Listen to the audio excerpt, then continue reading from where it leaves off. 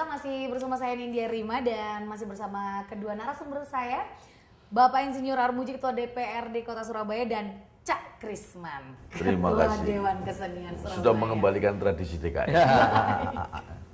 Gimana Cak tadi? Iya. Mungkin bisa sedikit dilanjutkan. Soalnya kalau kehilangan tradisi itu kehilangan identitas. Iya. Kayak Cak Daneng itu kalau ditiadakan juga Surabaya kehilangan identitas. Baik, gitu. akhirnya nggak ada lagi identitas Iya. Surabaya, Pak. Dan itu perkara serius itu, perkara kebudayaan. Ya. Gimana Cak, seputar Surabaya tadi yang apakah memungkinkan apabila diadakan sama seperti Jember Fashion Carnival atau yang terjadi di Banyuwangi, melihat seperti itu? Saya kira kalau pemerintah kota mau serius, kita bisa bikin 2 kali, 3 kali lipat lebih baik barangkali. Bukannya kita arogan, tidak ya. Tapi dari segi sumber daya, Pak Armuji bilang soal APBD, barangkali Jember itu sepertiganya saja APBD-nya dibanding Surabaya. Nah, itu persoalan apa ya, political will ya. Kalau kita ngomong pemerintah kota kan berarti soal kemauan politik, soal bagaimana politik kebudayaan kota, soal bagaimana politik anggaran kebudayaan, bagaimana soal politik ekonomi kebudayaan kota. Kalau itu benar-benar ditangani secara serius, saya optimis, saya yakin Surabaya bisa bikin 2-3 kali lipat lebih baik. Ya, kalau dilihat dari ukuran besaran resources sumber daya yang dimiliki. Nah, untuk berbicara seputar pariwisata dan kesenian di Kota Surabaya kan Cak Krisman paling mengerti ya, Cak ya. Ini kira-kira yang paling ingin ditonjolkan apabila memungkinkan terjadinya event yang sebesar Jember Fashion Carnival apa? Kalau di Dewan Kesenian Surabaya itu kan ada berbagai macam komite ya, ada komite musik, ada komite teater, ada komite seni rupa, ada komite film, ada berbagai macam komite, ada komite seni tradisi, lah, ada komite seni kajian dan warisan budaya. Ya. Itu komite-komite itu kan mereka punya database, ya.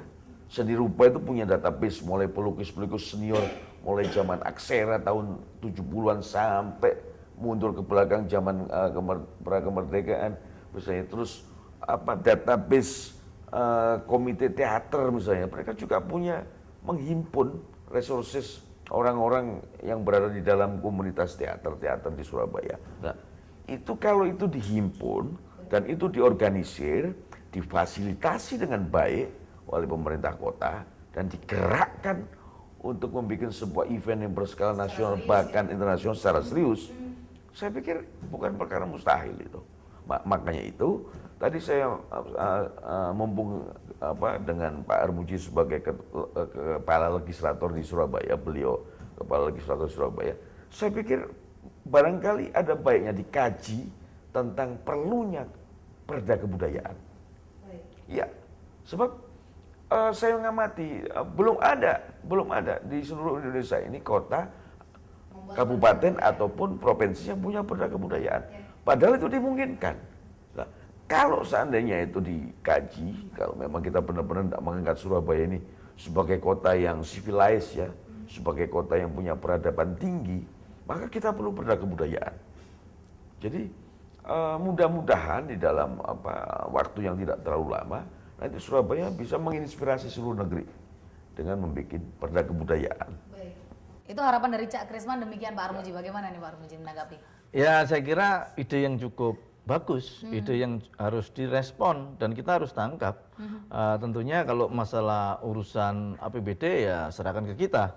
Kita karena yang sebagai fungsi budgeting ya akan memfungsikan masukan-masukan dari para seniman pada Ketua Dewan DKS, Cak Kris tadi yang diutarakan seperti itu, ada inisiatif membuat perda yang nanti perda tersebut mungkin sebagai payung hukum ya toh, untuk menaungi semua kesenian, seni apa saja. Nah, ini jadikan suatu tolak ukur. Nah, tinggal nanti pelaksanaannya seperti apa. Jangan sampai sekarang ini Dinas Pariwisata bergaya kayak sebagai EO saja. Bergaya sebagai EO Dinas Pariwisata ini. Suatu contoh begini, sebenarnya ada tampilan reog di Balai Pemuda. Ini yang menjalankan kan Dinas Pariwisata itu sebenarnya serahkan saja kepada ya mereka yang udah ya, harusnya seperti itu. Lah gayanya gaya EO. Lah ini kalau gaya EO seperti itu otomatis yang terpikir dalam pemikirannya yaitu suatu keuntungan, kan seperti itu. Ya, Nah, harusnya hasil itu ya, bukan keuntungan untuk masyarakat, bukan keuntungan untuk mereka personil, mereka pribadi dan segala macam. Jangan seperti itu.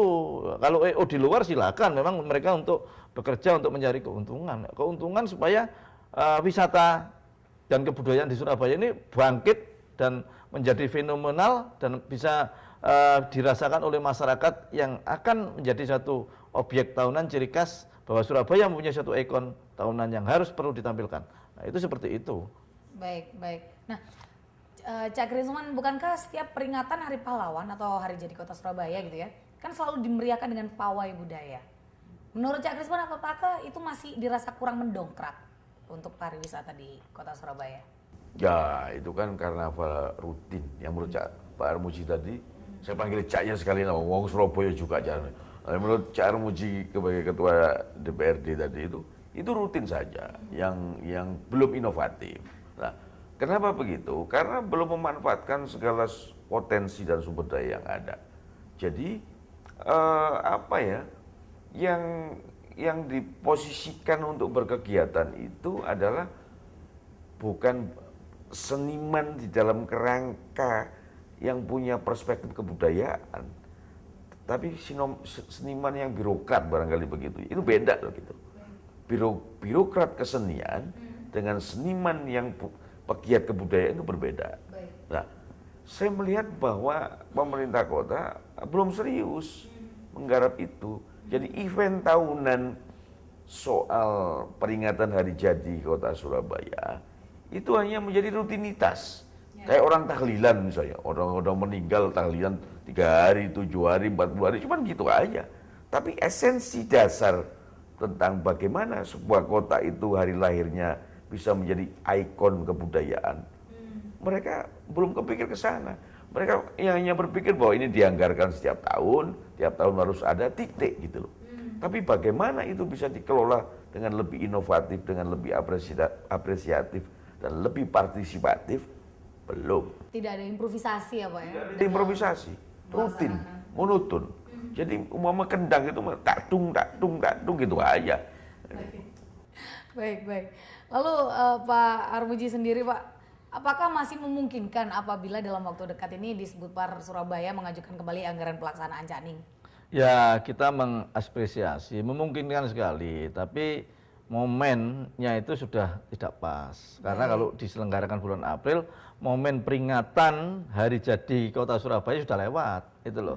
Nah ini kan momennya ya kita enggak, setelah kita kritisi kemarin di Komisi D, mereka baru mempunyai satu ya agak kelabakan ngomongnya. Ya nanti kan masih bisa terlenggara dalam PAK itu loh. PAK bulan apa? Bulan April dilaksanakan. Tapi momennya kan sudah nggak pas lagi. Jati diri untuk peringatan Surabaya, dan disitulah muncul adanya nominator, ada terselenggara Cak Daning ya di situ. Itu memang hari jadi Kota Surabaya, harusnya momennya di sana. Ya. Tapi kalau enggak kemarin nggak kita buka di situ ya diam saja saya kira Dinas Pariwisata. Mereka tidak tahu apa yang harus mereka kerjakan untuk momen hari jadi Kota Surabaya ini. Baik. Nah, apabila nih Pak Armuji ya, pemilihan Cakning Surabaya betul-betul dihapus, menurut Bapak apakah betul-betul akan mempengaruhi citra Kota Surabaya? Sangat mempengaruhi identitas, sangat mempengaruhi ciri khas, nama, panggilan anak-anak Cak, ya, anak-anak Cak dan Ning untuk bagi yang perempuan, sangat mereka menghilangkan kebudayaan itu. Kalau itu sangat dihilangkan dengan unsur disengaja seperti itu, masyarakat Surabaya akan marah. Arek-arek Surabaya akan marah. Karena mereka dihilangkan identitasnya dengan sengaja. Baik. Kecuali tidak dengan sengaja, tapi dengan sengaja dan dihilangkan. Dan kita sebagai anggota DPR, kalau tidak mereka, kita yang anggarkan, kita sebagai fungsi budgeting, tetap kita akan anggarkan. Soal pelaksanaannya seperti apa, ya kita carikan. Orang DKS ada, bukan harus mereka pelaksananya, ya toh, orang Dinas Pariwisata bertindak sebagai EO, tapi serahkan saja kepada yang ahlinya, serahkan saja mereka yang mempunyai suatu jiwa wisata dan kebudayaan dan berbudaya. Ini ya teman-teman DKS tentunya yang akan bisa mengelola dan bisa mengapresiasi daripada kegiatan-kegiatan tersebut. Baik, baik. Apakah memang betul-betul Dewan ini siap mencarikan sponsor jika nantinya tidak akan diselenggarakan Cakning, Pak? Oh, kita siap, saya kira. Kita jawab. Jangan kemana-mana, tetap di lobby, belajar lebih memahami.